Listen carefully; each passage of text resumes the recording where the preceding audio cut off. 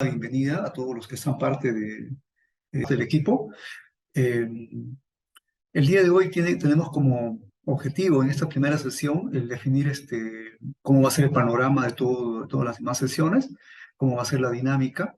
Y queremos en realidad dividir un poco las 2 horas que tenemos en 2 partes, digamos. Una primera parte que va a ser estrictamente de carácter teórico, pero a la vez práctico, pero mínimo.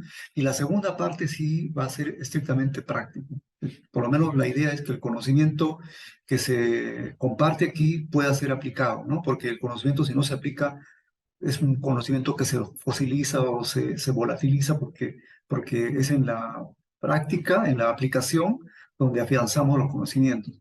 Voy a ir compartiendo algunas cosas que he hecho en la diapositiva, pero voy a tratar de detallar un poco en ello y luego vamos a pasar a los ejercicios rápidamente. ¿Ya? Entonces voy a compartir la pantalla para poder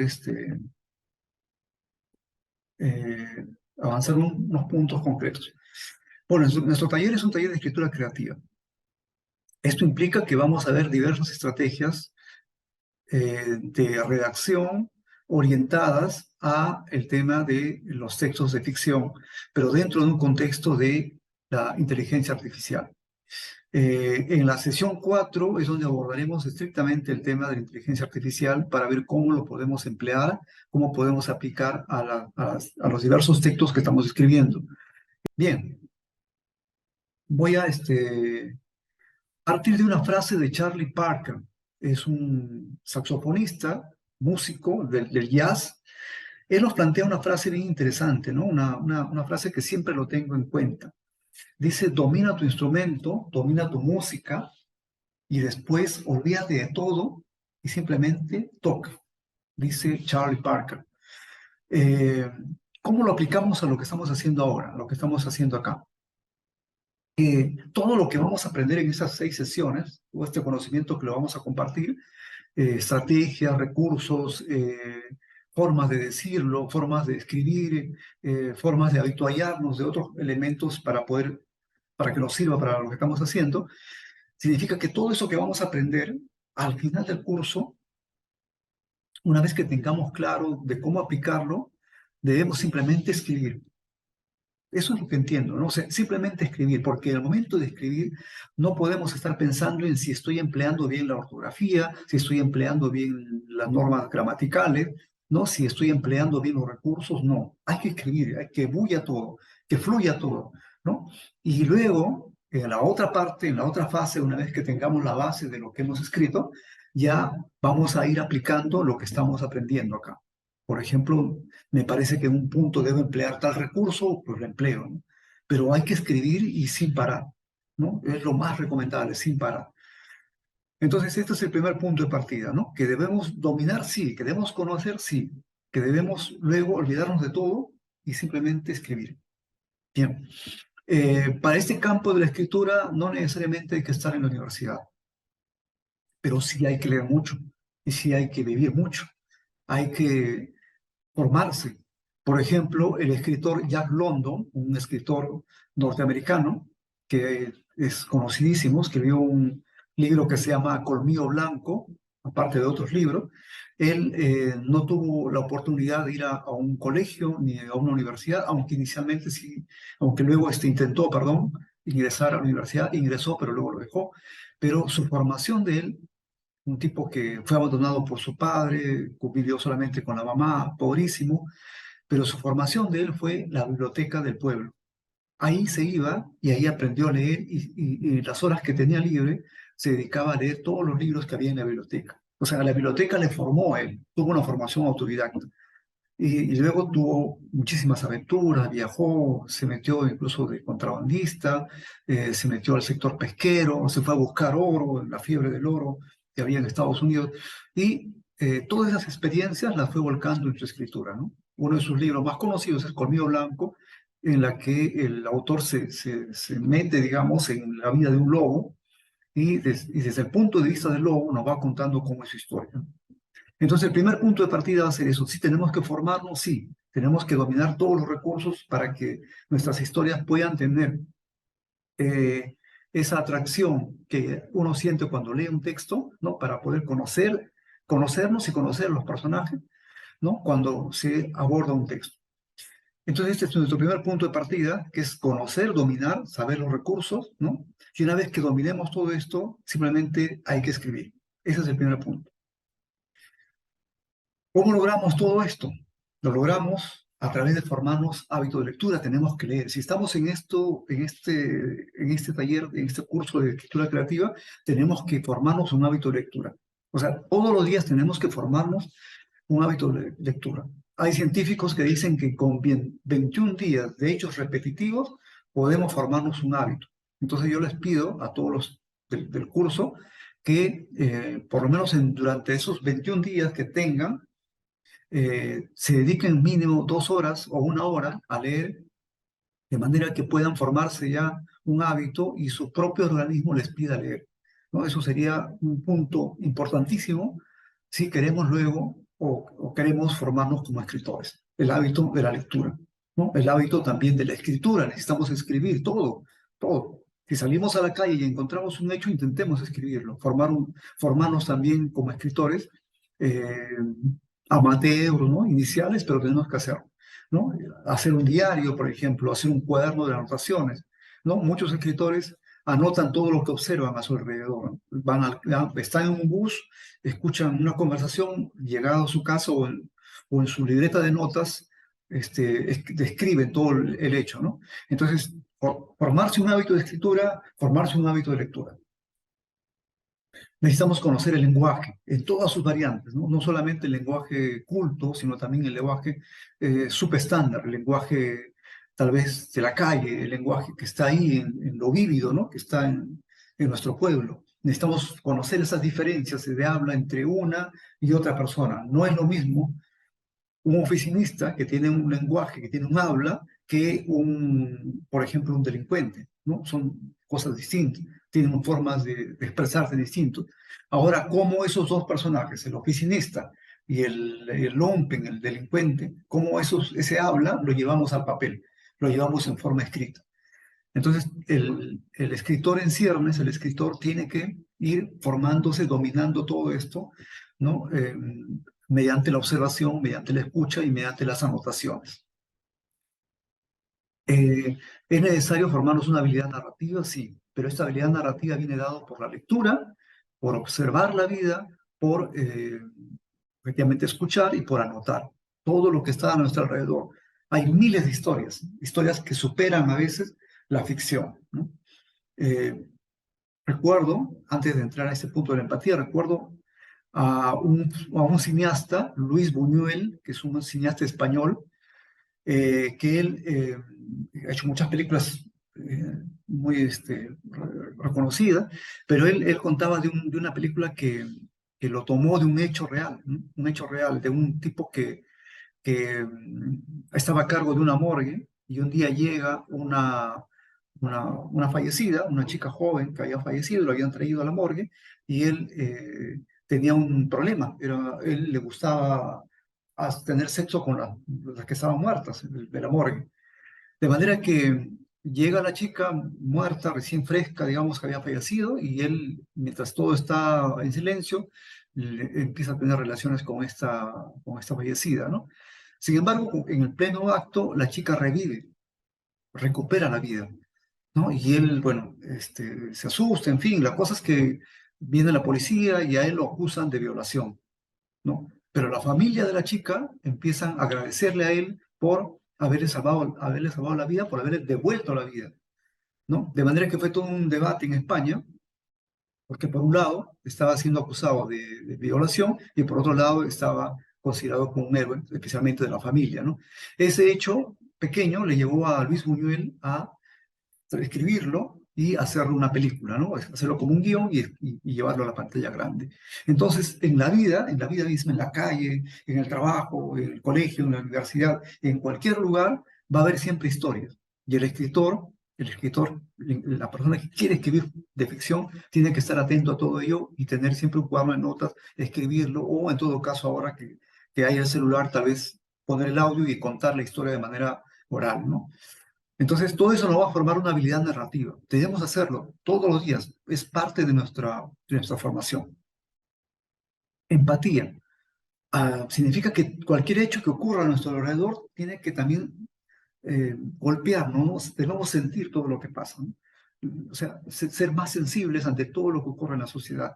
De manera que eso nos vuelve también mucho más rápidos en nuestra reacción de poder captar esas historias que ocurren aquí, ¿no? No solamente en nuestro país, sino hablo en todo el mundo, ¿no? Rápidamente tomarlo eso como nota para poder ver cómo lo incorporamos a lo que estamos escribiendo. Oficio. Bueno, acá está Ernest Hemingway, un gran escritor. El oficio implica que lo hagamos todos los días y lo hagamos casi como un trabajo artesanal, ¿no? Como el oficio del albañil, el oficio del carpintero, qué sé yo. Es todo un trabajo en el que hay que conocer los recursos que tenemos, de qué herramientas vamos a agarrarnos para poder escribir, ¿no? Cómo lo vamos a emplear, etcétera, etcétera. Entonces tenemos que formarnos ese oficio. Y libros, necesitamos de libros, muchísimos libros. O sea, la formación del escritor no es solamente ponerse a escribir, tenemos que formarnos una cultura de lectura. Lectura, vida intensa, o ver la vida, o ver la vida a través de los libros. Por ejemplo, el escritor argentino Jorge Luis Borges, él era un escritor de biblioteca, ¿no? Pero a través de los libros, a través de acudir a los libros, él podía ingresar a la vida de otros, o sea, conocer la vida de otros. Entonces, pero hay otros escritores que son de vivir la vida intensamente.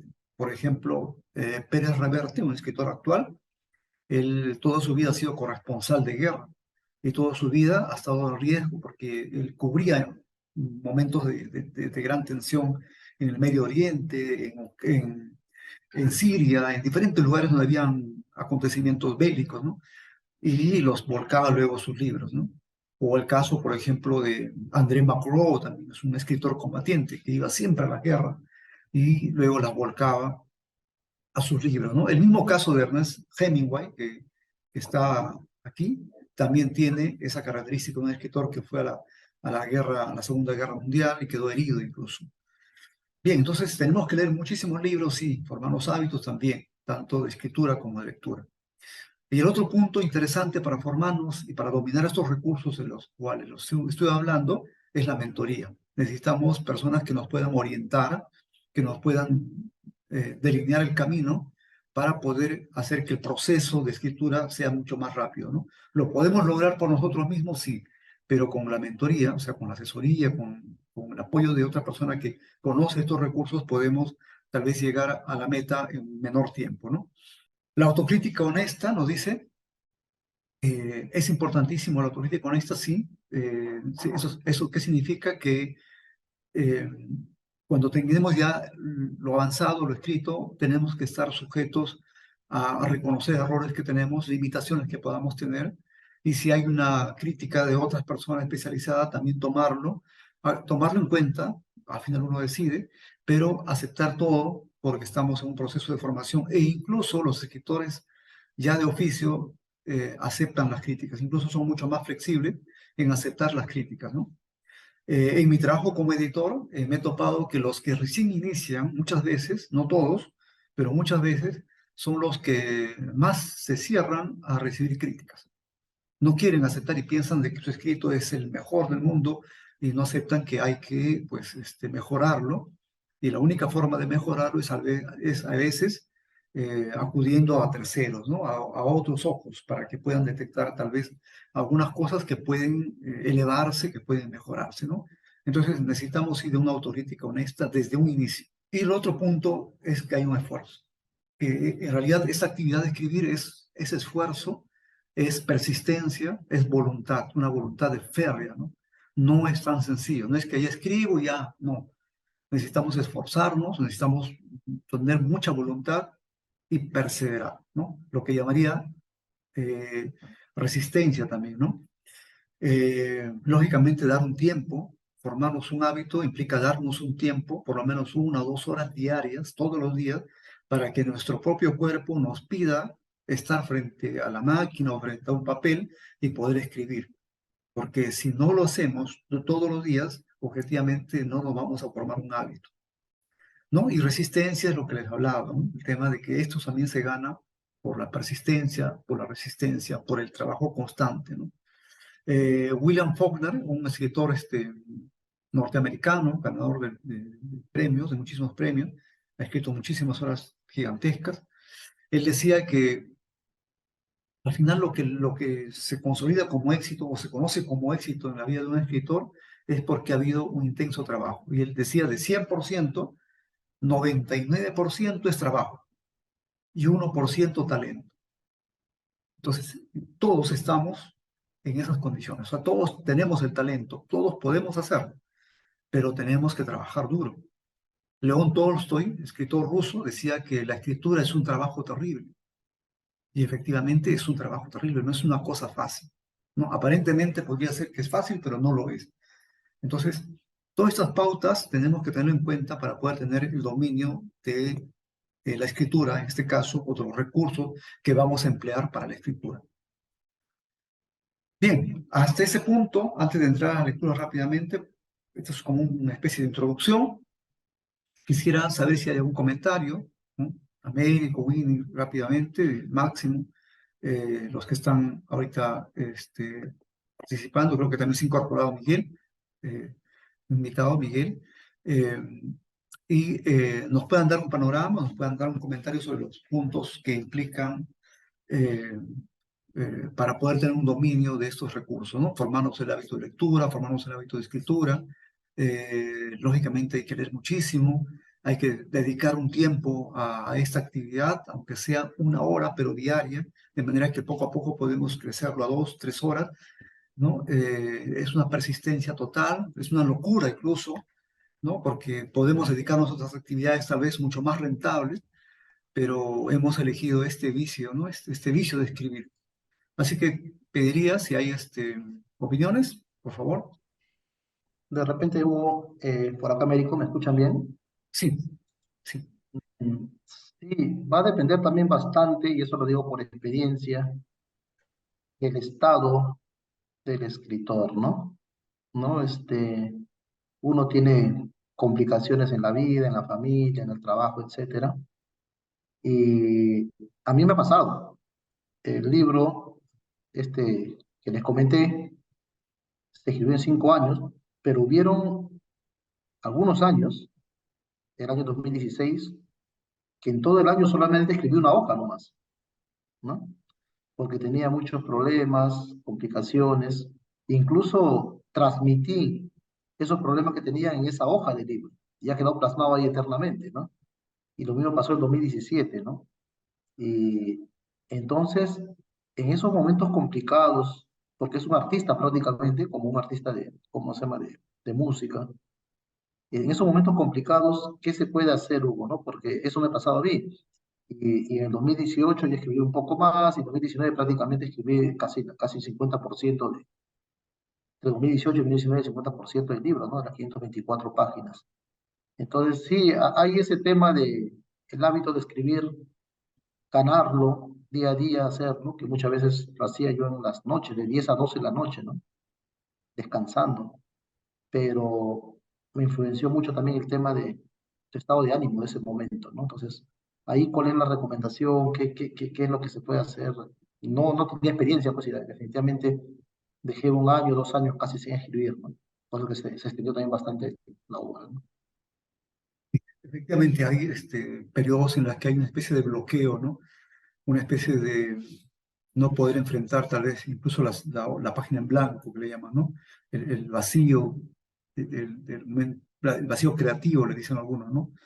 Eh, Creo que en este caso el tema de la mentoría, el tema de la persona que puede orientarte, conociendo la situación concreta de cada persona, podría ser de bastante utilidad, ¿no? O sea, cómo apoyarte en una situación tan apremiante, porque la vida a veces es mucho más complicada que lo que tal vez en la ficción nosotros vamos haciendo, ¿no? Creando, ¿no? y a veces surgen cosas que no estaban previstas y alteran pues la rutina que uno se había establecido, ¿no?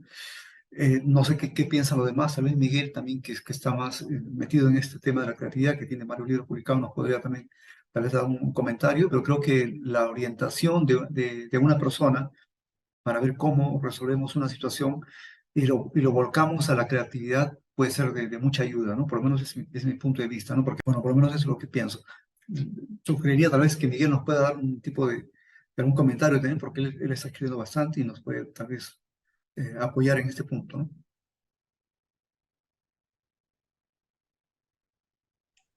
Hola Hugo, ¿qué tal? Bueno, saludos cordiales a todos. Bueno, estamos hablando, me suponer, de bloqueos, ¿no? Creo que suele pasar, sobre todo a mí me pasa, o bueno, me pasó como 3 veces, y te bloqueas totalmente. Se debe también, digamos, al ambiente, ¿no? García Márquez planteaba de que para escribir debes tener un ambiente adecuado, tanto de iluminación, ¿no? De libertad laboral, etcétera, y centrarte simplemente al trabajo de la escritura. Pero los bloqueos siempre se dan, ¿no? Es como, digamos, como recaídas de un depresivo, ¿no? Entonces, la cuestión es buscar las maneras que nos puedan, digamos, motivar, porque como ya escuchaba, eh, también juega bastante el estado de ánimo, ¿no? Hay veces en que nos sentimos decaídos, en que no queremos hablar, entonces buscar las formas, de acuerdo también a cada personalidad, de cómo reanimarnos, ¿no? Y verle el sentido, continuar escribiendo. Creo que los bloqueos literarios siempre se van a dar, la cuestión es persistir, ¿no? Eh, Pensar que va a pasar y que eso lo vamos a poder volcar tarde o temprano a una expresión artística. Entonces, básicamente lo que hago es eso, ¿no? Esperar, a veces forzar, pero igual no se consigue. Tendríamos que tal vez salir del ambiente, buscar otros ambientes, renovar ciertos aspectos, ¿no? El ambiente donde se escribe o la temática que se trata, etcétera, ¿no? Tratar de ir buscando los medios para poder vencer ese bloqueo literario. No es lo único que podría sugerir desde mi experiencia personal, ¿no? Una de las cosas que a veces recomiendan es que, por ejemplo, si uno se bloquea en un proceso creativo, digamos, de un libro determinado, de una historia determinada, es que puede empezar otra historia también, ¿no? A veces lo dejas como fermentando esa historia y empiezas otra historia, ¿no? No es malo hacerlo eso, no es malo hacer 3 o 4 o 5 historias a la vez, porque en una te bloqueas y no sabes cómo avanzar y te quedas ahí detenido y puedes ir avanzando con otras que tal vez se te ocurren o encuentras como que ideas en el camino, ¿no? Entonces también es como una recomendación, pero sí ocurre en eso y a veces paraliza, ¿no? Bueno, si no hay algún otro comentario, por ahí, no sé si Máximo o Winnie, eh, vamos a, en todo caso, continuar. Pero bueno, estas son las ideas como parte introductoria que quiero manejar para que todos podamos formarnos una especie de qué recursos emplear para formarnos como escritor, ¿no? El hábito de lectura, leer bastante, es una cosa, una regla indispensable, ¿no? Que es la lectura, formarnos el hábito de escritura, por lo menos hacer ejercicios de escritura constantemente, el tiempo que uno le queda libre, eh, y buscar también una persona que haga una especie de mentoría para poder orientar todo ese potencial que uno tiene, ¿no? Bien, a cada uno de ustedes se les entregó lecturas, materiales de lectura, se entregó 3 lecturas propiamente y un texto aparte, que es una especie que vamos a verlo ahora, una carpeta de trabajo de cómo tener toda la carpeta de novela, ¿no? Las 3 lecturas tenían que ver con motivarnos, ¿no? A eso, ¿no? La primera era de María Teresa Andrueto, que es una escritora especialmente de teoría de la escritura propiamente, ¿no? Ella no escribe, digamos, no tiene, no es prolífica en escritura de ficción, no escribe, pero sí es una estudiosa de la teoría de la didáctica de la escritura. Entonces ha hecho muchísimos libros sobre este tema del proceso de la escritura, ¿no? Y María Teresa Andreto pues nos plantea una pregunta que es para reflexionar, ¿no? ¿Para qué sirve la ficción? Nos dice. Y ese es el tema que vamos a ver luego. El otro autor que hemos consignado es Haruki Murakami, que es un gran escritor japonés. Hay un libro hermosísimo de él que se llama Tokyo Blue, y él nos va contando su experiencia de décadas que tiene de escribir, ¿no? Porque él se dedica ya de oficio a la escritura. Él nos plantea algo como que la novela no, cualquiera puede escribir una novela, dice, ¿no? No necesariamente tienes que estudiar ni nada por el estilo. Entonces lo vamos a ver rápidamente. Y la tercera lectura que hemos seleccionado es el de la Escuela de Escritores de Nueva York, ¿no? Hay un libro que ellos han sacado, un hermoso libro, profundo, de la Escuela de Escritores de Nueva York, la de Gotham Writers. Eh, Hemos elegido un texto que es acerca de cómo una idea nos puede llevar a una historia, ¿no? Que lo estamos utilizando muchísimo actualmente, ¿no? A partir de una idea, tú creas una historia. Bien, entonces vamos a rápidamente ver esto, estamos en el tiempo bien, y luego vamos a pasar a ver el texto de Stephen King. Entonces vamos viendo lo que dice María Teresa André. Bien, Máximo, te invito a que puedas leer lo que dice María Teresa Andreto, por favor. ¿Para qué sirve la ficción? ¿Se escucha? Sí, ok, perfecto, se escucha. Ya. ¿Para qué sirve la ficción? Para intentar comprendernos, para conocer más nuestras contradicciones. Sí, María Teresa Andreto nos plantea una pregunta que ha servido de bastante de debates, ¿no? Porque me acuerdo que hubo una conferencia en la Universidad de Lima que se llamaba ¿Qué hacer con la literatura? Y María Teresa Andreto nos plantea ¿para qué sirve la ficción?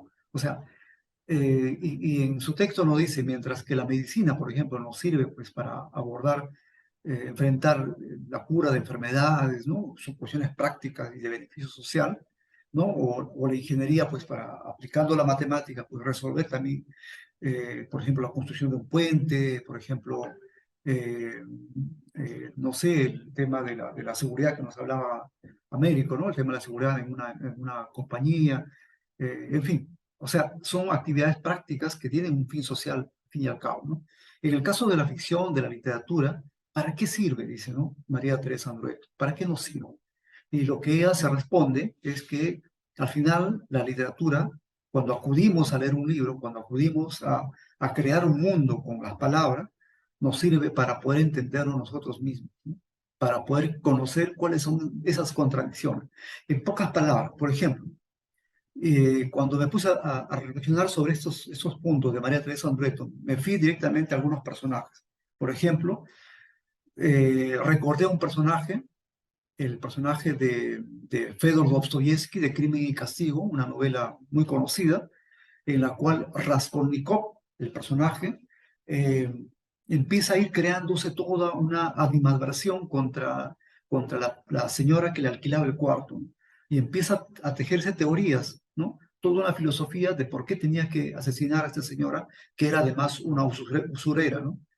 Entonces, cuando uno conoce la mente de Raskolnikov, objetivamente va entendiendo esas contradicciones que tiene ese personaje y que el autor, en este caso Dostoyevsky, lo ha ido retratando bien, lo ha ido plasmando bien su psicología, su mente, tal vez por todas las cosas que ha pasado, ¿no? Porque Fyodor Dostoyevsky tuvo una vida bastante trágica, ¿no? Fue llevado a Siberia, estuvo 10 años en la cárcel, estuvo a punto de morir con tuberculosis, se enamoró de una prostituta, su vida fue bastante intensa, ¿no? Entonces, él logra conocer al ser humano y lo plasma a través de este personaje, eh, eh, Raskolnikov. Pero también tiene otras novelas también que justamente plasman eso, ¿no? El jugador, por ejemplo, ¿no? Los hermanos Karamazov, que son novelas donde los personajes están bien definidos. Entonces, un punto que hace María Teresa Andrueto es para entender un poco por qué hacemos todo esto. Tal vez en el fondo, los que nos dedicamos a esta actividad de crear ficción, tal vez en el fondo es para eso, ¿no? Para conocernos más nosotros a través de estos mundos que vamos creando. Bien, el otro autor que hemos elegido es Haruki Murakami. Eh, Él plantea una tesis de que todos podemos escribir una novela. Todos podemos escribir una novela. que no es indispensable una formación universitaria, y es cierto, no todos tienen que pasar por la universidad para escribir un cuento, ¿no? Para escribir una novela, para escribir en general, ficción, ¿no? Muchos de los escritores no han pasado por la universidad. Les hablaba de Jack London, les hablo también el mismo caso de, de William Faulkner, ¿no? Él era administrador de un burdel y tenía tiempo para poder escribir. O el caso de Gustave Flaubert, que era médico, pero se dedicaba a la escritura y dejó una obra hermosísima y profunda como es Madame Bovary. Bien, en este caso nos plantea de que el género de la novela es una lucha abierta a cualquiera que quiera participar, dice. Es decir, es una batalla en la que todos podemos entrar a batallar ahí. Pero luego también en su texto nos va diciendo de que de todos los que ingresan a esa batalla, no todos llegan al final. Y Murakami dice que él tiene 35 años dedicados a la actividad, al oficio de escribir, y ha visto de que muchos que empezaron con él ya no escriben, se dedican a otra actividad. Y que muchos que se meten a esta batalla de escribir, objetivamente van quedándose en el camino. Entonces, lo ideal sería que todos lleguemos al final de esta batalla, ¿no? De esta batalla creativa de escribir. Entonces, creo que eso es un reto que tenemos que ponernos como meta, tal vez, ¿no? Finalmente, también dimos un texto de la Escuela de Escritores de Nueva York, ¿no? El Gotham Writers, y ellos plantean de que al final la escritura surge por una idea, ¿no? Y que esas ideas bullen en cualquier parte de la vida, ¿no? Y que el escritor, pues, debe buscar esas ideas.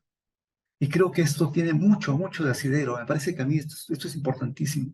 El tema de que el escritor tiene que tener un perfil de ser un buen observador, escuchar todo lo que sucede a su alrededor, captarlo, y ahí está la idea de una historia. Así que eso creo que es un punto interesante. No sé si comparten esto, pero yo creo que cuando uno sale a la calle, donde está la vida, donde está la multitud, donde bulle la vida, están las historias, ¿no? Pero también las historias están en los libros. Así que ese es el punto, ¿no? No sé si tenemos ahí algún comentario. Américo, Miguel. A ver, Hugo, si me permites. Ujú. Sí. Eh, sí, muchas veces la idea está para poder escribir una novela, pero al menos a mí me pasó, eh, es cómo empezar, ¿no? Cómo empezar a escribirlo, ¿no? ¿Qué colocar primero? Porque se entiende que desde el inicio debe de impactar una obra, ¿no? Entonces, ¿qué colocar primero? ¿Cómo empezar? Y eso se va ganando, pues, cuando uno va leyendo más obras, ¿no? Ujú.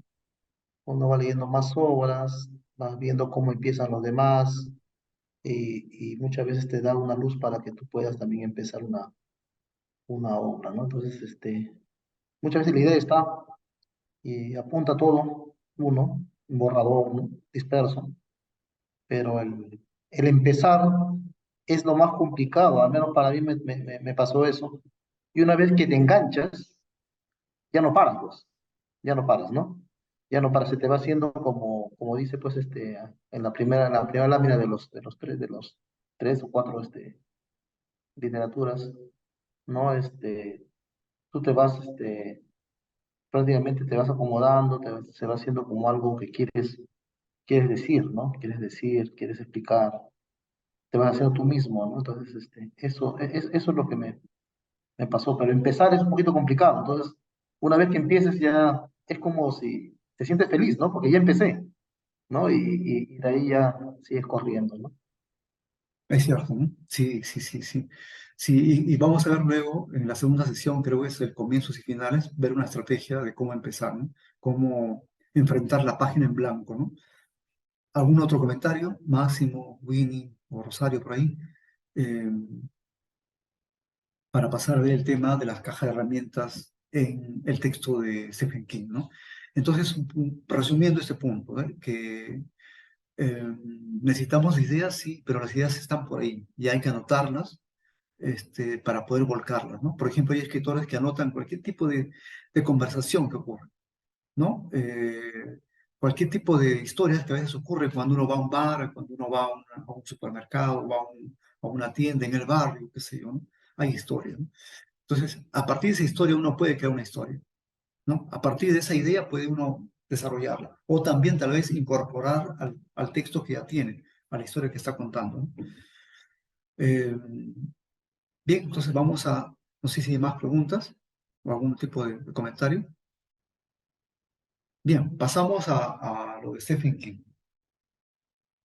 Quiero preguntarles cuántos de todos los que estamos participando, que ya recibieron los textos con anticipación, han podido ver el texto de Stephen King, el texto 3 de Stephen King, que es el tema de cajas de herramientas. Me gustaría que lo han leído todos, así con franqueza, no han podido leerlo. Sí, Para, yo lo leí, Hugo, todo el texto completo, ¿no? ok, Interesante. Winnie, ¿lo has leído? Máximo, ¿lo has leído? Rosario, por favor, todos, casi todos Yo participan. leí Ok, pronto. Winnie, También, mentor, yo también lo leí. ok, Rosario, si estás ahí, bueno, levanta la manito nomás. Ya, creo que no está. Bien. Eh, Voy a salir un poco de la pantalla rápidamente para poder, acá creo que es. Ahí, acá es para salir de la pantalla. No, es en el verde, creo, ¿no? Para poder un poquito.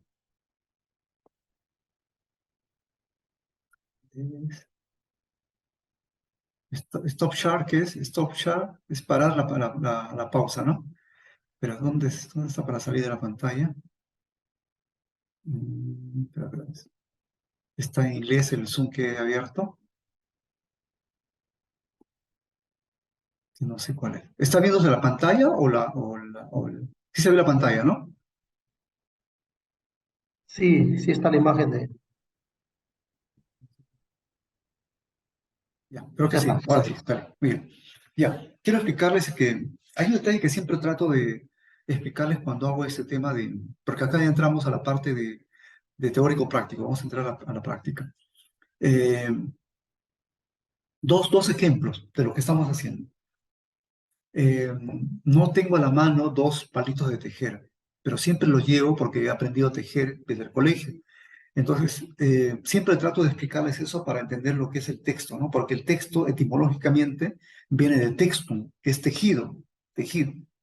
Entonces, cuando uno va a tejer una chalina emplea dos palitos, ¿no? Dos palitos, y teje la chalina. Es un tejido simple, ¿no? Llano, tal vez.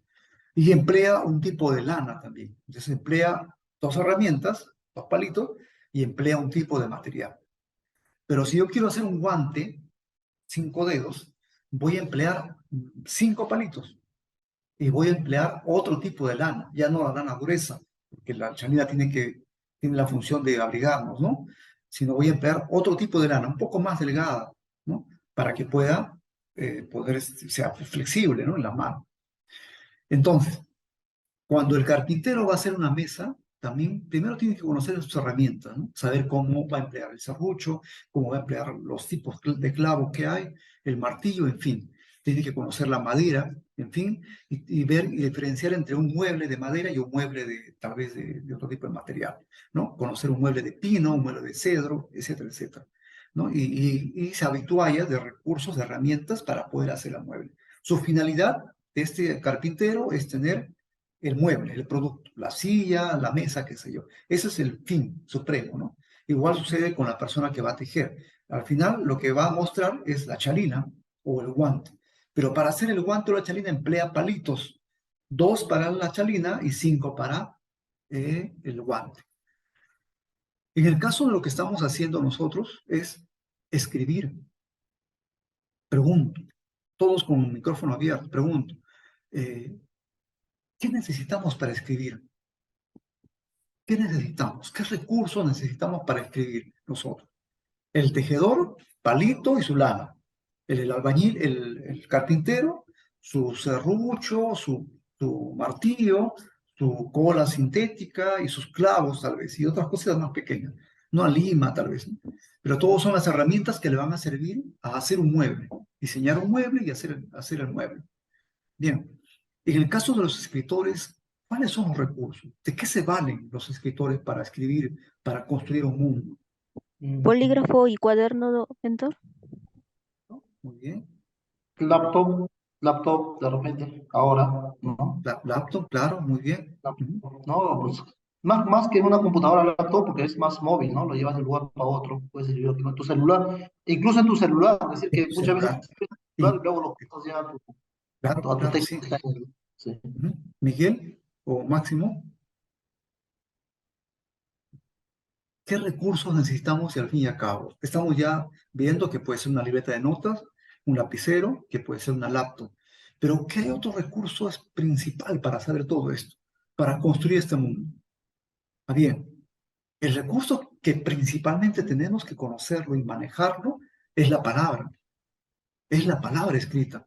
Es cierto, nos valemos de un soporte como es la laptop, nos valemos de un bolígrafo y de un papel, pero el recurso principal que tenemos que conocer nosotros es la palabra. Porque yo para hacer un texto necesito de las palabras, combino las palabras, las voy combinando, las palabras. Y miren, con estos códigos es que creamos textos voluminosos. La Biblia se ha hecho con palabras, lógicamente con el código hebreo, ¿no? Pero lo que hacemos nosotros es construir mundos con palabras. O sea, yo lo que estoy haciendo cuando leo un texto, acá voy a sacar un texto, acá tengo el Señor de los Anillos a la mano, ¿no? Señor de los Anillos. Cuando yo hablo un texto, traducido lógicamente, me voy a encontrar con palabras. Y cuando yo empiezo a leer, estoy frente a palabras. Y cada palabra me va llevando a un mundo en mi mente, me imagino en la mente, me va llevando a un mundo que a veces ni siquiera existe en la realidad. Porque, por ejemplo, Tolkien, cuando creó El Señor de los Anillos, nos crea un mundo ficticio que no hay en la realidad, ¿no? Hay muchos libros de Tolkien, de autoría de Tolkien. Entonces, el recurso principal es conocer la palabra.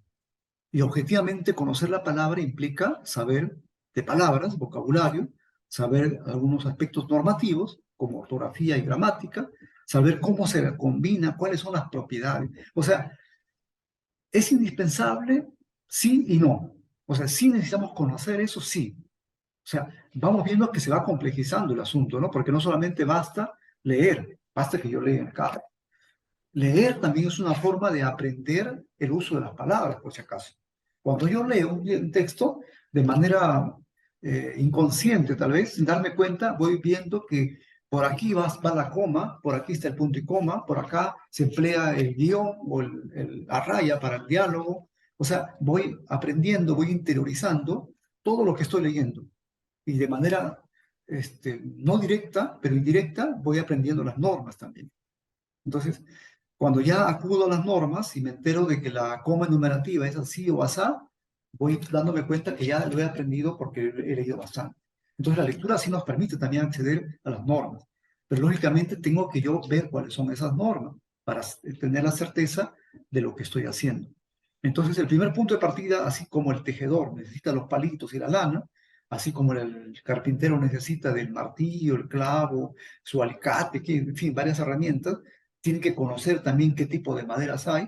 Igual nosotros tenemos que conocer la palabra y cómo vamos a emplear en un texto narrativo, sobre todo en un texto narrativo, porque la poesía es otro mundo ya, ¿no? Entonces, para el caso del texto narrativo, vamos a conocer solamente tres cuestiones principales. Tres cuestiones, desde las categorías gramaticales, solamente tres cosas, que luego lo vamos a ir viendo, ¿no? Por ejemplo, ¿qué hago yo cuando escribo un texto narrativo? ¿Qué cosa voy a contar? Una historia, ¿no? Voy a contar una historia. Pero para contar una historia, ¿de qué me voy a valer? Ya sé que es de la palabra, pero de qué recurso lingüístico propiamente me voy a valer? Porque el texto narrativo es diferente de una tesis, por ejemplo, que también es texto. El texto narrativo, el cuento, la novela, son distintos, por ejemplo, de un texto instructivo, de un manual para manejar una máquina. Son diferentes, ¿no? El texto narrativo es diferente de una noticia, de una crónica. Es diferente de un texto argumentativo. Todos son textos, pero tienen recursos diferentes. Entonces, en el texto narrativo, cuando voy a contar un cuento o una novela, voy a emplear algunas categorías principalmente que debo conocerlas sí o sí. Primero, voy a narrar una acción. O sea, voy a decir una acción. Pero para decir una acción me voy a valer de qué tipo de palabra. Rápidamente. ¿De qué tipo de palabra me voy a valer para nombrar una acción? Por ejemplo, Pedro come, el niño salta, ¿no? María llora. ¿Qué palabra principalmente voy a tenerlo en cuenta para poder, De un sustantivo, puede ser, de, muy bien, puede ser? de, ¿Qué otra de palabra me dice una acción? Lógicamente, estoy un verbo, construyendo pues. un verbo, Un verbo, objetivamente, un claro. verbo. Un verbo dice la acción Verbo, sustantivo sustantivo, y el predicado. principalmente, y lógicamente si yo digo un sustantivo, voy a tener que hablar de un adjetivo, ¿no? Pero principalmente es un sustantivo. Entonces, pero principalmente como voy a narrar y luego también voy a describir las calles, describir la conducta, describir aspectos de la planta, del bosque, qué sé yo, voy a valerme de adjetivos o de atributos. Pero para nombrar una acción, para narrar que había un accidente, una pelea, había una discusión, voy a valerme de los verbos. Y como toda narración es una evocación, o sea, una especie de recuerdo, una especie de remembranza, voy a valerme de verbos pasados, principalmente del pasado imperfecto. ¿Esto qué implica? Que mi conocimiento, que solamente es de lecturas, tiene que también orientarse a conocer los tiempos verbales. O sea, tenemos que volver un poco a ver lo que habíamos visto en el colegio, ¿no? Tiempo pasado, tiempo presente, tiempo futuro. ¿Por qué es un tiempo imperfecto? ¿Por qué es perfecto? ¿Por qué es simple y por qué es compuesto? Aparecer algo hasta absurdo, volver nuevamente a la secundaria, pero tenemos que hacerlo porque si no conocemos ese recurso, objetivamente el mueble no va a salir tan bien. Puede salir que sea débil y se pueda caer. La Ahí, silla ahí no en está. el- ahí en la lectura Hugo hablaba de que estas las herramientas, hablaba de que es preferible, bueno, o al menos lo que dice el autor, que se hable en las narraciones en voz activa y no pasiva, ¿no? Exacto, Porque exacto. la Ajá. voz pasiva se Sí, siente muy justo ahorita tibio, vamos a ver. acogedor, ¿no? Sí, claro, claro. O sea, el verbo es clave, es clave. El verbo, los adverbios y los sustantivos son claves. El sustantivo también, porque va a haber un sujeto, ¿no? Puede ser un animal, puede ser una persona, pero siempre va a haber un sujeto, ¿no? Entonces es sustantivo, verbo, adverbio. Adverbio es modificador del verbo, ¿no? Pero esos recursos, esas categorías gramaticales, para no complicarnos de nombre, tenemos que conocerlo. O sea, el verbo principal, porque el verbo es la acción, pero la acción lo hace un sujeto, que es el sustantivo. El sustantivo a la vez tiene una cualidad, tiene una característica, que es el adjetivo. Ahora, la acción puede ser modificada. ¿Quién modifica esa acción? El adverbio. Para no complicarnos, necesitamos conocer ese tipo de cosas. Lo vamos a ir soltando en el proceso, porque no es propiamente de normatividad, pero sí es necesario que como escritores conozcamos esas cuatro categorías que estoy planteando, pero principalmente el tema del verbo, ¿no? ¿Ya? No sé si hay más comentarios ahí, entonces pasamos a ver la pantalla con la caja de herramientas rápidamente para hacer algunos ejercicios. Si hay, por favor, me interrumpen si hay algún tipo de comentario. Bien, vamos a ver lo que la caja de herramientas de Stephen King. Bien, ya hemos hablado un poco acerca de las herramientas del carpintero, del tejedor, también del albañil, en fin, ¿no? Todos necesitan de recursos, de herramientas, ¿no? Igual el escritor necesita de recursos, necesita de la gramática y la ortografía, sí. Necesita de la lectura también, lógicamente, ¿no? O sea, si yo conozco la normatividad, pero no la aplico, se me olvida todo. Pero si yo conozco, o sea, si practico la escritura y también conozco de normatividad, que sería en realidad aplicar a la escritura, voy a acentuar más y voy a afianzar mejor los conocimientos que voy aprendiendo, ¿no? La lectura es clave, incluso para aprender ortografía, acá está en la lectura, no hay otra forma. No, no hay otra forma. Lógicamente hay que acudir a la normatividad, sí. Bien. En síntesis, bueno, Stephen King lo que hace es contarnos en todo el libro, mientras escribo ese libro, ¿no? Nos va contando de cómo él empezó a escribir y cómo le miraban despectivamente a él, ¿no? Stephen King, tal vez para los que no conocen, es un escritor prolífico, tiene una cantidad enorme de libros publicados. y sus libros se venden por millones, aparte que han sido llevados al cine. Él escribe cuentos, o perdón, novelas de psicológicas, de thriller psicológico, novelas un poco de suspenso, un poco de terror, pero siempre encaminadas a la alteración de la conducta, ¿no? Y a cosas también un poco sobrenaturales. Bien, Stephen King cuenta cómo le fue en su vida de infante, cómo atravesó su vida de infante, cómo no lo apreciaban por lo que escribía. Y cuenta un hecho que le marcó toda su vida, ¿no? Porque él escribía de pequeño, le gustaba escribir, ¿no? Era una cosa obsesiva de él, porque había tenido libros, lectura. Y él cuenta, antes de pasar a la caja de herramientas, cuenta que él escribió un cuento, escribió una historia y lo llevó, lo imprimió así, lo sacó fotocopia, por decirlo de algún modo, y lo llevó a su colegio a vender. Y lo vendió a sus amigos, ¿no? Historias de terror, historias así bien eh, trágicas, ¿no? Y lo llevó a sus amigos y lo vendió más de una docena, hasta que la profesora, la auxiliar, ¿no? La profesora que veía el tema de la disciplina ahí en el colegio, le mandó llamar a la dirección y le dijo por qué estaba escribiendo porquerías. Y él siempre lo recuerda, ¿no? Le dijeron, ¿por qué desperdicia su talento escribiendo porquerías? Eso fue lo que dice en su memoria. Es una frase que le quedó marcado, ¿no? Porque le perturbó bastante, porque él decía, o sea, yo no estoy escribiendo, todo lo que estaba escribiendo eran porquerías, eran cosas que no servían. Y durante mucho tiempo incluso quería dejar de escribir, pero había cosas internas que le llamaban a escribir. Entonces, bueno, él cuenta varias anécdotas en su libro, pero la parte más importantísima de este libro es cuando habla sobre la caja de herramientas. Y él acude a su abuelo, ¿no? Hace una especie de analogía para comentarnos de que la caja de herramientas él siempre lo lleva, porque su abuelo siempre llevaba a cualquier sitio su caja de herramientas, porque él era, cualquier cosa de reparación, él acudía a una herramienta. Incluso cuando él le preguntó, abuelo, ¿por qué llevas toda la herramienta, toda la caja de herramientas si solamente has usado un desarmador? Y él decía, no se sabe, uno nunca sabe lo que va a emplear. Y él, Stephen King, nos dice que tenemos que tener siempre la caja de herramientas si es que estamos dedicados a esta actividad. ¿Y en qué consiste esa caja de herramientas? Estos niveles dentro de la caja de herramientas, ¿no? Porque cuando uno compra una caja de herramientas, tiene varios niveles, ¿no? El más grande, como una especie de caja china, varias cajas dentro de una caja. Y él dice que, bueno, la caja de herramientas para él está formado por un vocabulario, en primer lugar, por aprender esas palabras que tal vez están en la calle, ¿no? Cómo habla un delincuente, cómo habla un intelectual, cómo habla un catedrático, cómo habla un profesor, en fin, todos esos detalles, esos matices en el habla, tienen que ser parte de esas cajas de herramientas. Porque cuando yo doy vida a un personaje, no puede hablar de forma plana.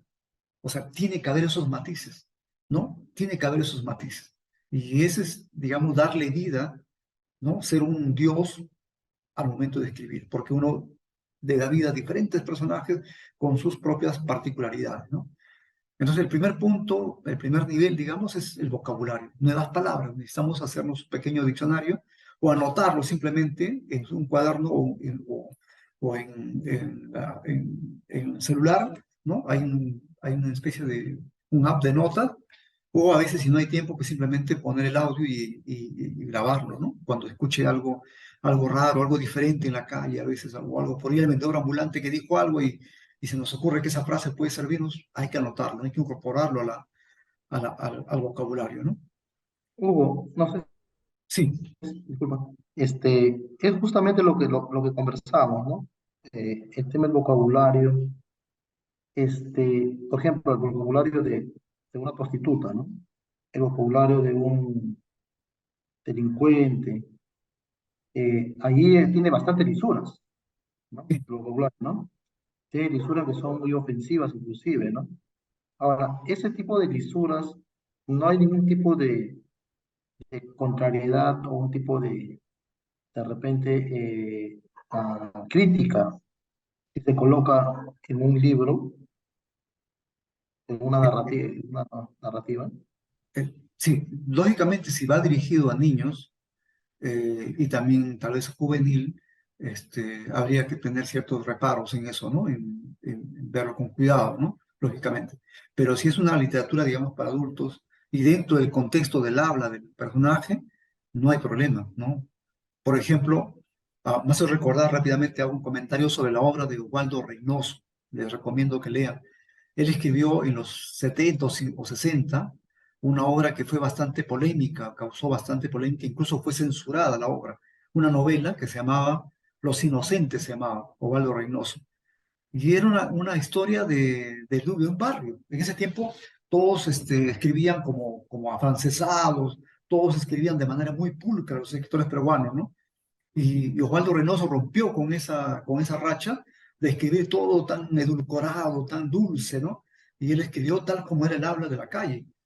Y eso generó en la crítica una especie de aversión, le censuraron su obra, porque escribió tal cual hablaba un vendedor ambulante, el típico palomilla. Él habla de los palomillas en ese tiempo, ¿no? De los palomillas que se burlaban de un maricón, de un homosexual, disculpen la palabra, ¿no? Así era, de príncipe era el personaje, le llamaban príncipe, y le ponían un montón de apodos que ocurre en los barrios, ¿no? Yo vivo en Independencia, he visto, y creo que todos los que somos de barrio sabemos cómo es lo que ocurre en el lenguaje, ¿no? Bueno, eso fue empleado por Osvaldo Reynoso ya en los 60.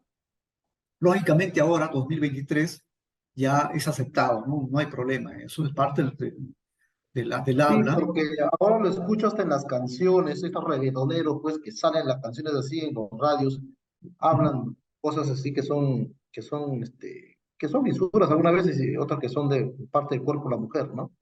Exacto, ¿no? Este, Sí, sí, claro, sí. pero, claro, ahora entiendo que ya esta cosa está mucho más abierta. Ujú, Si vas a hablar, por ejemplo, de temas de relaciones sexuales, un libro, por ejemplo, el libro que estoy haciendo, ¿no? ujú, Se llama Bonitas. Es un libro donde se cuenta, pues, crudamente lo que se hace en la cama entre un hombre y una mujer, ¿no? ujú. Entonces, definitivamente, pues, ahí hay cosas que se tiene que contar como son para que lo entiendan, ¿no? Y eso de ahí, no sé si se va a censurar en su momento o rompe algunos tabúes que no se están escribiendo así, pero es un libro bien fuerte, ¿no? Que se viene escribiendo. Entonces, es un tema, por eso te decía, el tema de vocabulario, eh, el tema de censura, quién te censura, cómo sabe que va a llegar, cómo se llama ese libro a un niño que lo puede leer, porque un libro está en tu casa dando vueltas, ¿no? ¿No? Y cualquiera lo puede leer. Entonces no hay esa barrera dura para que un niño no lo lea y finalmente pues pueda descubrir todo lo que dice en ese libro, ¿no? Entonces es un poquito ahora la preocupación también, ¿no? Pero bueno, rápidamente el tema de la censura más bien crea todo un aura al libro, ¿no? Así que si el libro sea mucho más vendible, incluso pase ya a la historia, ¿no? Es al contrario, cuando algo está prohibido, es mucho más atractivo para la gente, para los lectores incluso, ¿no? Pero bueno, había un lingüista que decía que no hay malas palabras, ¿no? Porque todas se utilizan en un contexto determinado, ¿no? Entonces, es todo un tema, digamos, de debate polémico, ¿no? O sea que yo creo que hay que hacer lo que uno cree que debe hacerse, lógicamente con un toque artístico, ¿no? Elevar el tema, y si hay que emplear determinados vocablos, ¿no? Determinadas palabras, hay que emplearlas, ¿no? Dentro de un contexto, lógicamente, comunicativo, ¿no? Claro, Eh, porque primero sale el libro así a secas, ¿no? ¿No? Tú lo escribes así, lo que te sale, ¿no? A secas, ¿no? Que puede ser incluso hasta ofensivo, ¿no? Y luego se entiende ya que con el mentor se va ya modificando y con los correctores se va modificando mucho más hasta que quede algo más que no sea tan doloroso, ¿no? En palabras, ¿no? exacto, ¿no? Exacto. Bien, no sé si hay comentarios más. Entonces, el vocabulario es importante, la gramática también es importante conocerlo, pero principalmente esos puntos que le estoy tocando, ¿no? El uso del verbo, del sustantivo, del adjetivo, que son sencillos en realidad, pero principalmente concentrarnos en el tema de los verbos y de los tiempos verbales. Principalmente ahí, porque en toda nuestra narrativa va a estar ligado a narrar, a describir y a dialogar, ¿no? Eso lo vamos a ver. Ortografía también, lógicamente, son uso de las puntuaciones, pero en último caso, ahora, con todo el tema de las aplicaciones y todo, podemos incluso conseguir aplicaciones que pueden ayudarnos a un uso mucho más estricto de la ortografía. Pero, de todas maneras, hay pues el tema del corrector, hay ese tipo de tema, ¿no? De todas maneras, significa que debemos conocer algunos puntos para no cometer ese tipo de error, ¿no? Pero no es indispensable ese punto.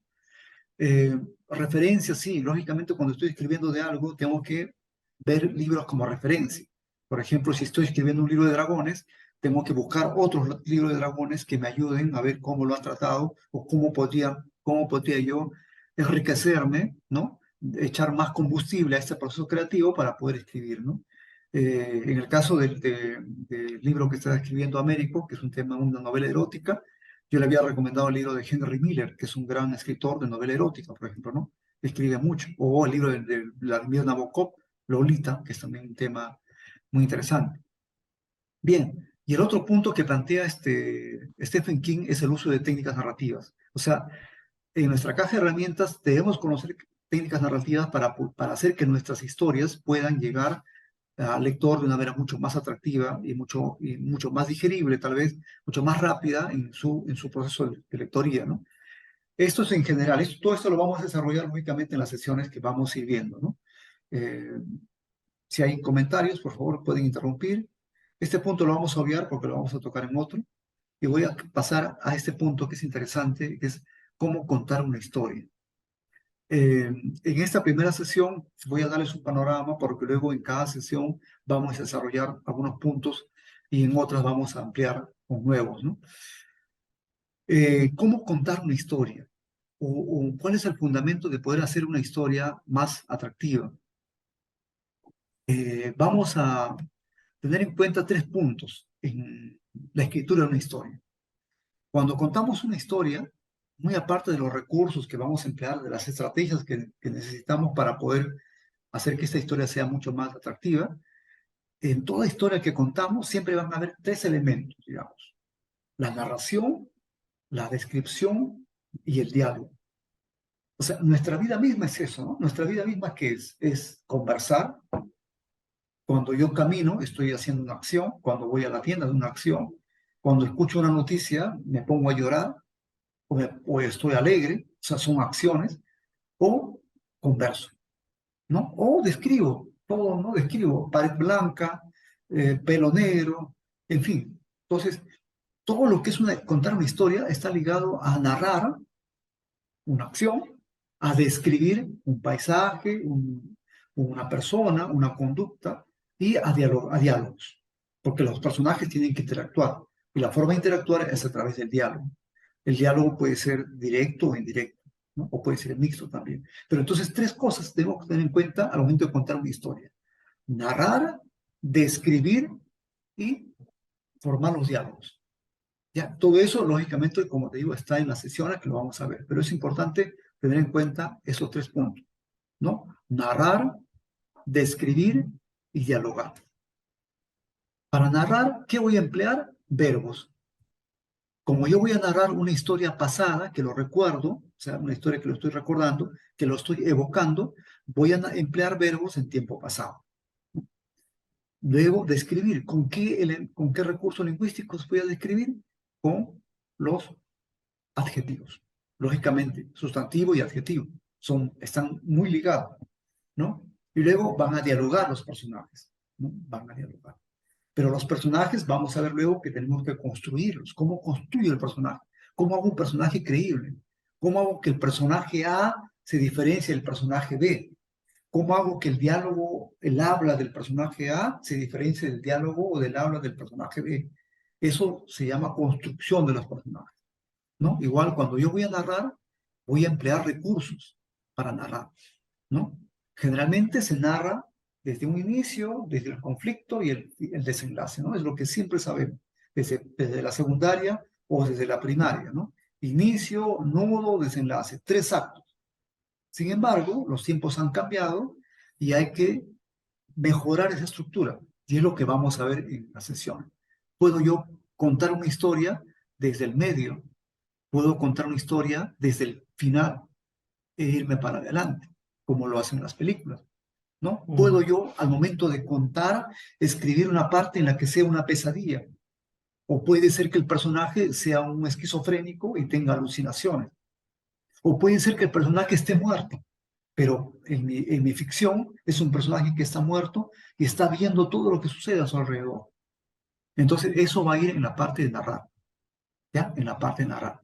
La parte de describir, objetivamente se va a diferenciar de la descripción objetiva, literal, que se hace, por ejemplo, en las ciencias, que se hace, por ejemplo, en otro tipo de carrera, ¿no? En la literatura es una descripción literaria.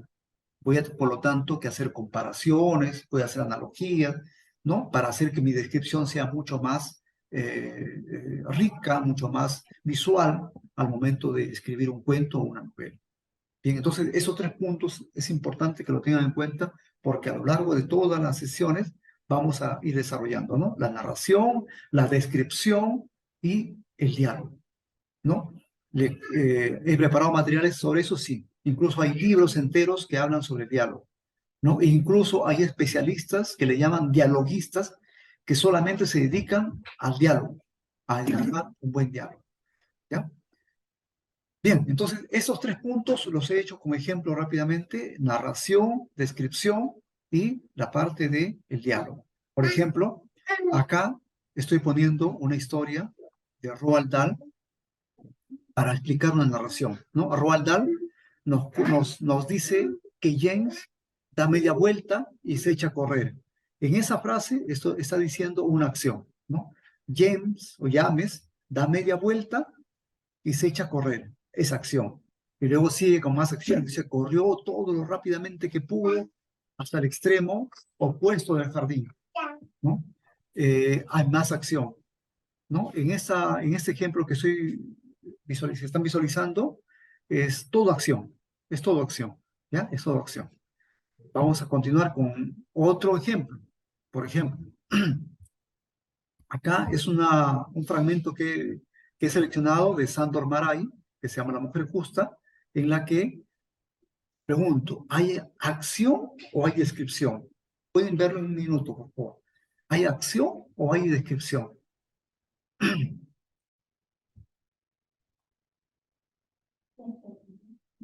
A ver, por favor. Parece que fuera descripción, porque está hablando de alto y pálido, abrigo negro, ¿no? No hay un verbo en tiempo pasado, no veo ahí, ¿no? A ver, ¿qué piensan? ¿Qué me dice Winnie o Máximo? Así hay qué curioso. Ujú,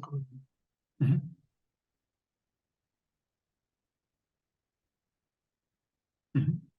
Acá vamos viendo que hay una especie de combinación, ¿no? Hay Sí, una acción, parte. pero también hay descripción, ¿no?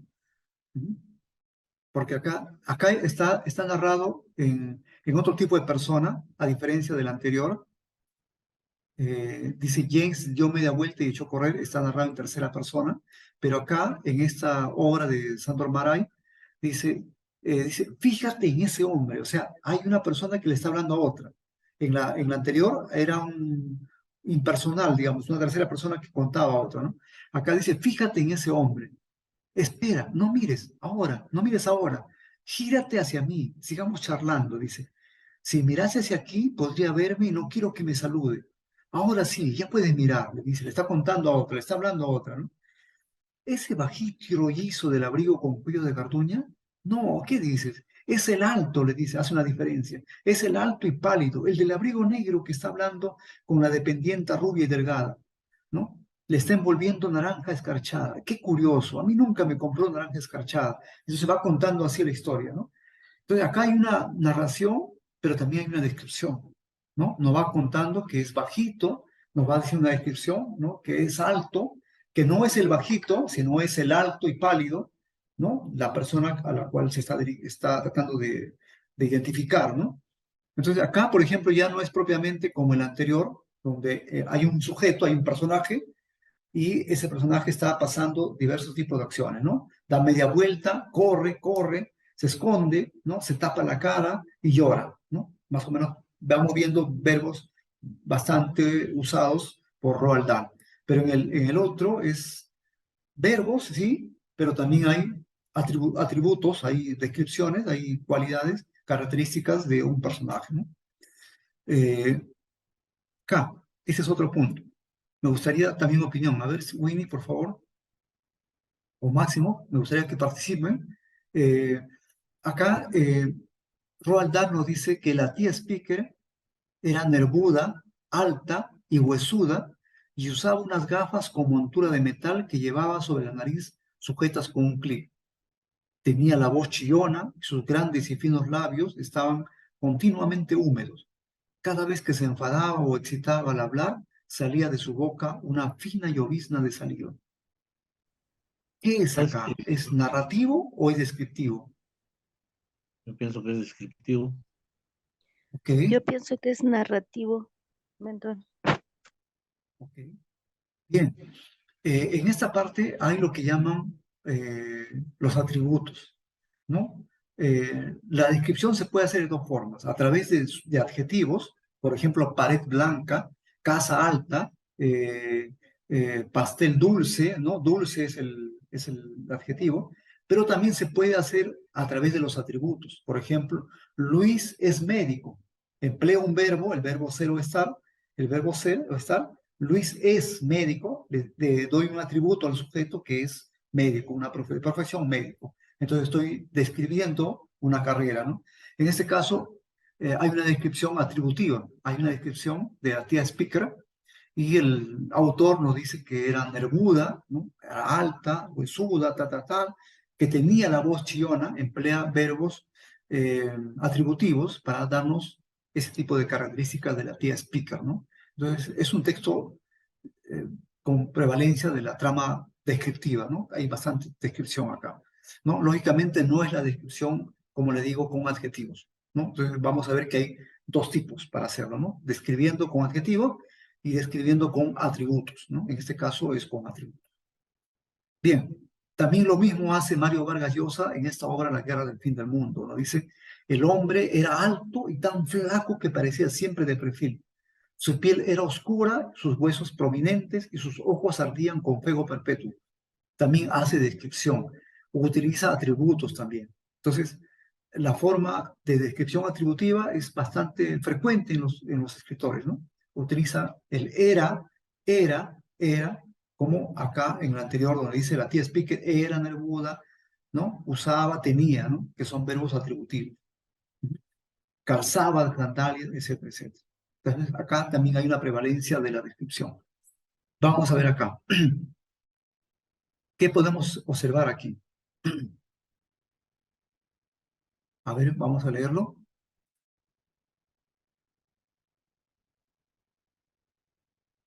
A ver, Winnie, ¿qué observas acá? De los tres aspectos que estamos viendo, narración, descripción y diálogo, ¿qué es lo que estamos viendo aquí?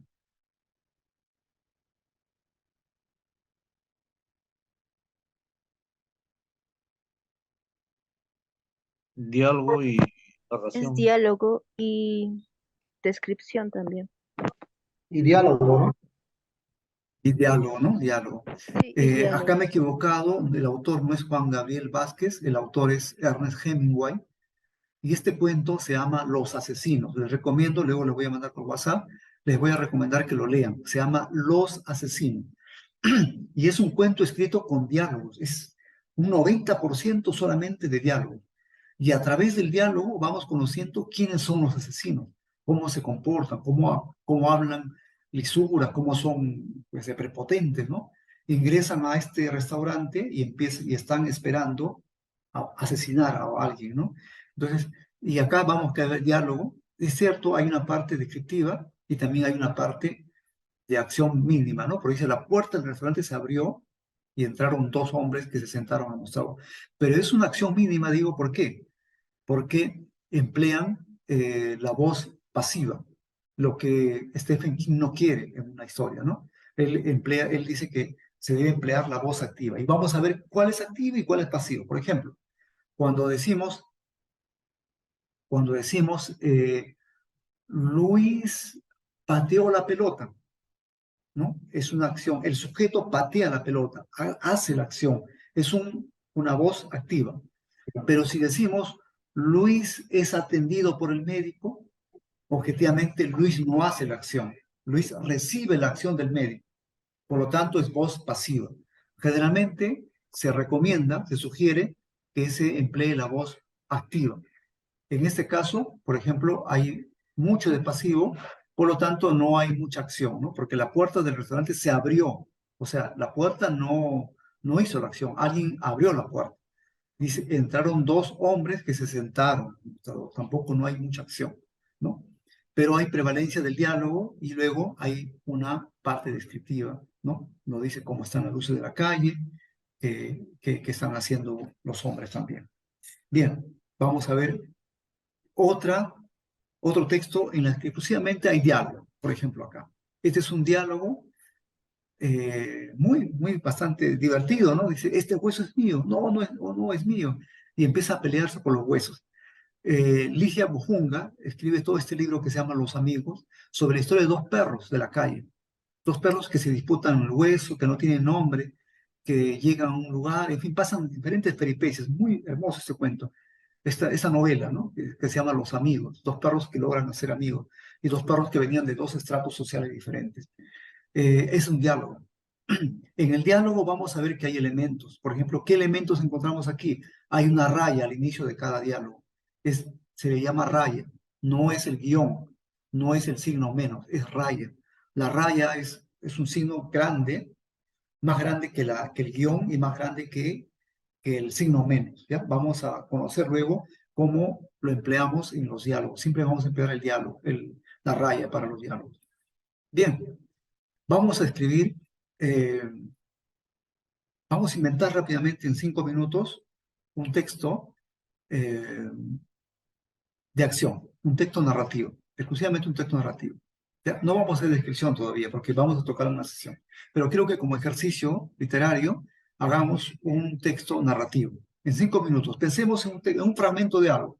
Por ejemplo, yo les planteo una idea, ¿ya? Y ustedes van a desarrollar. Pueden desarrollarme 2 ideas. Por ejemplo, pueden narrarme el hecho de una persona, de un personaje que llega a su cuarto y observa todo desordenado. Ya.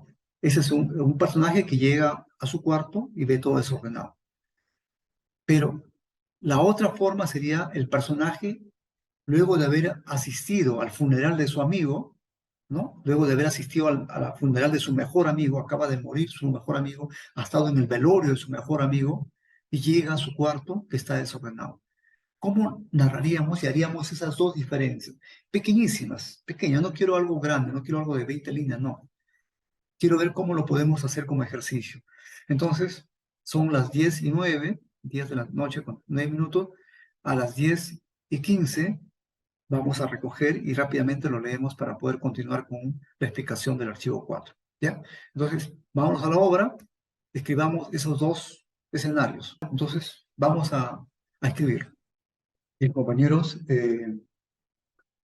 vamos a suspenderlo para ver cómo ha avanzado, cómo lo han enfocado, cómo podemos resolver algo en forma tan rápida, porque 5 minutos es pequeño, e incluso de manera espontánea, sin planificar nada, ¿no? Pero teniendo en cuenta eso, ¿no? ¿Cómo podríamos sentirnos cuando entramos a un cuarto sin que haya ocurrido nada, pero en el otro caso cuando ha ocurrido una desgracia o un tipo de tragedia? Cualquiera de esas 2 cosas podríamos haberlo plasmado. Entonces vamos a suspenderlo y me gustaría saber de los que estamos participando aquí, cómo lo han hecho, cómo lo han plasmado. Me gustaría saber si Máximo, De Winnie o repente, Sí, eh, hice solamente un ejercicio, sí. el que llegó sin haber tenido haber estado en el velorio, ¿no? ¿No? De repente, ¿lo puedo compartir o lo puedo leer? Sí, vamos, sí. Dice, Juan llegó a la puerta de su casa, no encontró la llave y regresó nuevamente a su vehículo para buscarlo. Después de revisar cada parte de la cabina, encontró la llave en el piso y a pasos ligeros se acercó a la puerta y la abrió. Su intención era llegar a su cuarto, dejar el saco en donde pudiera caer y echarse a descansar 6 o 7 horas para reponerse del agitador día de oficina. Pero encontró todo desordenado. Lo único que hizo fue acomodar las almohadas, jalar un poco la frazada, que estaba más cerca del piso que de la misma cama, y dijo, ¿quién estuvo aquí? Eso es lo que he podido redactar, ¿no? Genial, genial, genial. Muy bueno, genial. No sé si Winnie o Máximo. Ya, mentor. Sí. Winnie, sí, por favor. Ah, ya. El primero, los exámenes estuvieron complicados, no tengo ánimos de salir, pero mi cuarto también está hecho un desastre. No descansaré hasta verlo limpio y ordenado. Ah, mejor avanzar en eso que aplazarlo. Ese es el primero. Y el segundo era, bueno, me quedé a medias, pero lo comparto. Se había pasado media hora pensando qué decirle por no haber regresado a dormir. Al meditar en algo creíble, pudo por fin pensar en regresar. Y en cuanto... Ahí me quedé. Muy bonito, muy bonito. La segunda está, me ha gustado más. Máximo, no sé si nos puedes compartir tu texto. Sí, a ver, bueno, quien era uno de los músicos más destacados, el más querido entre los músicos y del barrio, ya no está con nosotros. Falleció ayer a causa del dengue y en su velorio todos comentan de sus cualidades artísticas y su forma de ejecutar. Ahí no me quedé. Ujú, muy bien, muy bien. Bien, entonces vamos a luego enviar por WhatsApp algunos ejercicios que nos va a permitir. Es como el deportista, ¿no? Necesitamos ejercitarnos. Entonces, cualquier detalle debemos llevarlo al plano escrito, ¿no? Que es diferente del pensamiento oral. Bien, recordemos, resumamos esto. Siempre cuando vamos a contar una historia tenemos que tener en cuenta esos tres elementos: narrar, describir y el dialogar, ¿no? Entonces, los tres elementos van a estar presentes en todos los escritos: cuento, novela, cuento, novela. Incluso también en la noticia por ahí, en la crónica también, pero con sus variantes, ¿no? Pero principalmente en el cuento, novela, descripción, narración y diálogo. En la narración, verbos. Vamos a usar verbos pasados. En la descripción, adjetivos o verbos atributivos. Y en la parte del diálogo, lógicamente, vamos a emplear las rayas y los diálogos, como por ejemplo preguntas admirativas, qué sé yo. Bien, vamos a pasar rápidamente al punto 4. Este es importante. Vamos a compartir la pantalla para ver la carpeta 4. Para hacer una novela, que es un proyecto mucho mayor que un cuento, que lo puedes hacer tal vez en una semana, en una hora, en un día, para escribir una novela necesito organizarme. Y la organización implica que yo ordene todo, ordene en una carpeta.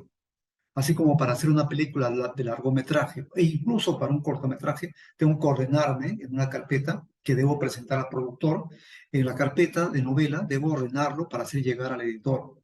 Entonces estoy sugiriendo este tipo de carpeta de novela, que estaría todos los elementos que van a estar en mi novela. O sea, no es que acá esté lo escrito, no. Esto es todos los elementos que van a entrar en mi novela. De manera que yo lo puedo tener rápidamente en un folder, ¿no? En un folder, así. Pum.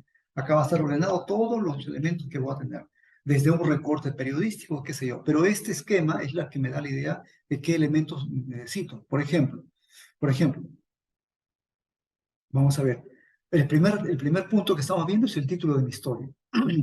Ahora, cuando uno empieza a escribir una historia, puede tener un título, digamos, momentáneo, porque puede ser que en el transcurso de mi historia, cuando yo lea mi historia ya terminada, vea que el título inicial no era, pero debo tenerlo ya, incluso debo anotarlo. Y para esto estoy sugiriendo que anotemos por lo menos 5 o 6 títulos posibles, teniendo en cuenta ya la idea que tengo, ¿no? El tema que tengo. O sea, hay que anotar un título. Por ejemplo, Américo me decía bonitas, pero ¿cuál sería otras alternativas a bonita? Entonces, detengámonos un tiempo y pensemos un momento, ¿cuáles serían los otros títulos posibles? Y pongámoslo ahí. O sea, hay que tenerlo todo esto. El primer resumen de mi historia, sí, es importante que todos tengan el primer resumen de la historia. O sea, todo esto que les estoy comentando va a ser como una cuestión obligatoria de que la próxima clase lo presente. Por lo menos vamos a avanzar en algunos puntos. Por ejemplo, los que ya tienen una historia avanzada, como el caso de Américo, eh, tienes que detenerte en a ver cómo lo resumirías tu historia, cómo lo contarías. Mi historia trata de un niño que va luego hace esto, ¿no? Por ejemplo, para presentar un proyecto a un productor de cine, te piden que la historia lo resumas en 2 líneas. Las 2 líneas determinan que un productor diga: yo te invierto 13 millones de dólares. Por ejemplo, en 2 líneas puede ser. Pedro llegó al edificio de su expareja para entregarle unos recuerdos y cuando iba a salir, unos terroristas asaltaron el edificio. Es toda una historia. Él fue a despedirse, fue a ya dejar todo ok con su expareja, y de pronto entran unos terroristas, toman el edificio, secuestran a todos, y ocurre algo, toda una historia, porque ¿qué hace con la expareja? Su esposa se va a enterar, en fin, todo un detalle, ¿no? Entonces, el resumen en más líneas, pueden ser 100 palabras mínimo, pero el long life le llaman, o sea, se determina con 2 líneas nada más, 2 cositas, 2 líneas, me dicen toda la historia, me dicen todo el conflicto. Entonces hay que hacer, avanzamos con el título de la historia, 5 propuestas, un resumen mínimo 100 palabras, para tener una idea, ¿ya? Y el cambio relevante, esto vamos a explicar. Vamos a ir, esto todavía no lo vamos a tocar, pero lo voy comentando.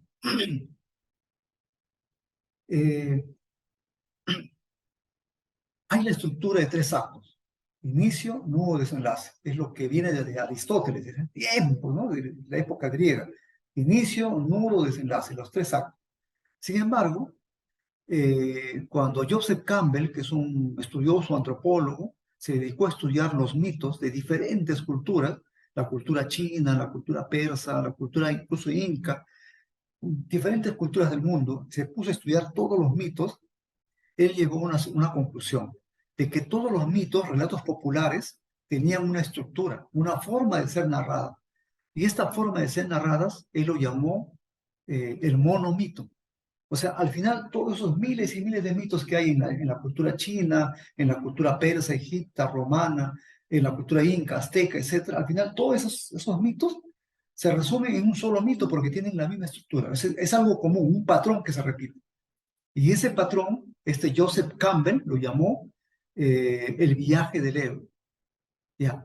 Esta conclusión, esta tesis que él plantea, esta teoría que él plantea, lo asumen toda la industria de Hollywood y toda la industria del mundo editorial de las corporaciones, ¿no? Planeta, Santillana, las grandes corporaciones que te dicen, contratan a un escritor para que escriba una historia. Entonces todos ellos han asumido esa forma de narrar, que es el viaje del héroe, ¿ya? Eso lo vamos a ver. ¿Qué implica esto? De que el personaje A, que está en su zona de confort, está tranquilo, no pasa nada, de pronto tiene un llamado a hacer algo diferente, el llamado a la aventura, ¿no? Y que luego tiene que tomar una decisión, o va a ese llamado o simplemente se queda en su casa y por lo tanto no es protagonista de nada. Si va a ese llamado, si cruza ese umbral y acude al llamado a la aventura, entonces va a enfrentar una serie de peripecias, ¿no? Que va a originar en él un cambio relevante. Ya no va a ser el mismo. Luego que termine toda la historia, ya no va a ser el mismo. Ha cambiado, se ha transformado, ha dejado de ser el mismo.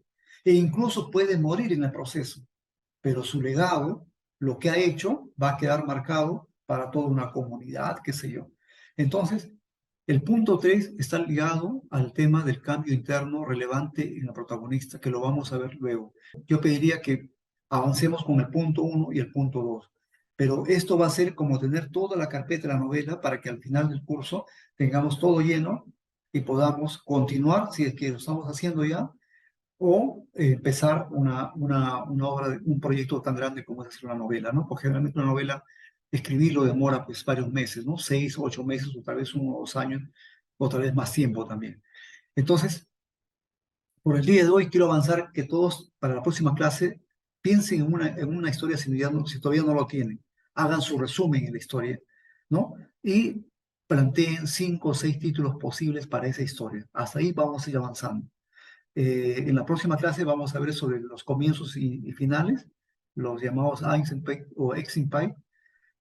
Vamos a abordarlo eso y vamos a hacer bastante práctica, ¿ya?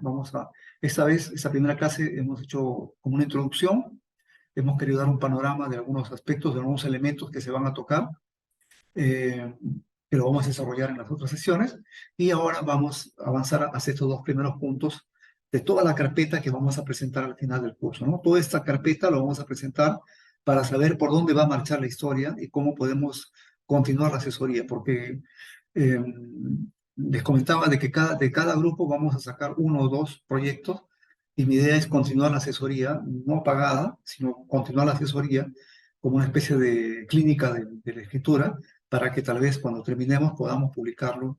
En nuestro caso, como editorial, digamos, me comprometo a correr con todo lo que son los gastos de la publicación digital, ¿no? Que lo podemos apoyar en diseño y todo, porque sí es necesario que de estos dos grupos de trabajo salga un proyecto que tenga pues, todo lo que estamos planteando, ¿no?